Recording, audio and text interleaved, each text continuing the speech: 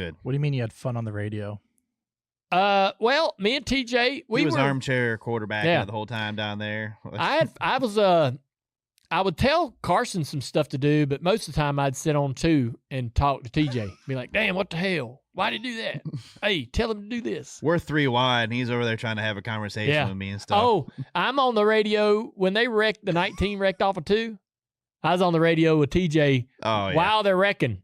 And I'm going, hey, TJ, I think it's time to start mashing the gas.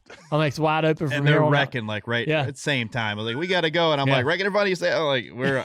Well, TJ's a good enough spotter, so he's hearing. I was listening to it. He's hearing too, but he's also talking, and I'm not on top of Carson. Carson can't hear me.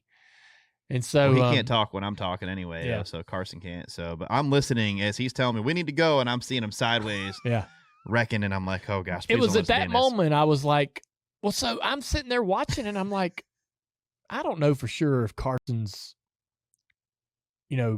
maybe having some moments where he's like checking up or like there's a moment in those races where you're like, all right, unless something like crazy wild in front of me happens, like the 19 wrecking, from this moment on, I'm going to stand in the gas and never lift. Yeah. Right. And I'm gonna just take the runs and hopefully drive myself up a few spots. We were lifting at that point quite a bit, I think. I know. So, and I was thinking, all right, time to stop lifting. It's 2 laps to go. Tell him to put the gas down on the mat and see where you end up. And just as I said that, the 19 gets turned and they wreck like hell. So we won't be seeing Dale be a spotters anytime soon. No, it was great. Oh, I would. No, it was good. I was on 2, damn it. I wasn't talking on top of the driver. I know. And so. I just wonder how you would be at plate race spotting for like an Xfinity car. Wonder how you would be. We want to give it a shot? We can try. Yeah. I'm sure the 8 will let me do it. He'd probably like, come on. I mean, I'm sure a lot of people would be like, hell yeah, get your ass up there. I just wonder if you can see it.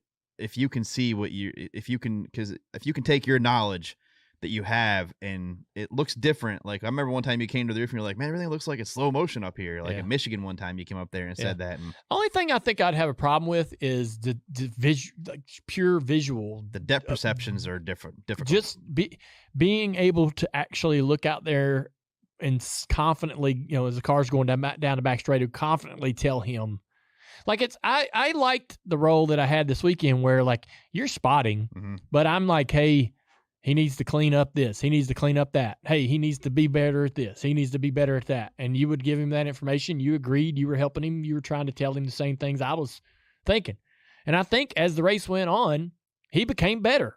Oh, I think he got way better during the race. He's gotten better every plate race that we've ran. And we told him, like, there was one time where Carson jumped to the top, went 3 wide, and the second run that drove his way up to the front. Yeah, he did the first time to the front. He did it again 4 or 5 laps later or later on in that stage, and it was too late. Yeah. Everybody was moving down to the bottom of the racetrack, and he didn't have the numbers up there. And so, like, explaining that to him and letting him know, like, hey, that one move was awesome. Yeah. Way to be.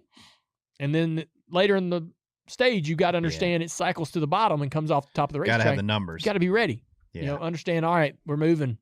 It's kind of like, in the middle of the stages, you got to be starting to understand when everybody's starting to bail on the bottom, and it's going to be that single line around the top. You got to start to, it's like duck, duck, goose. You got to kind of be ready. You got to have a feel for the race. Yeah. You got to have that feel when things move. You got to be ready. And then near the end of the stage, they come off the bottom or the top and they go to the bottom. The stage ends on the bottom of the racetrack. Fastest way around. And you got to know when they're starting to bail out, and you want to be in that group, right?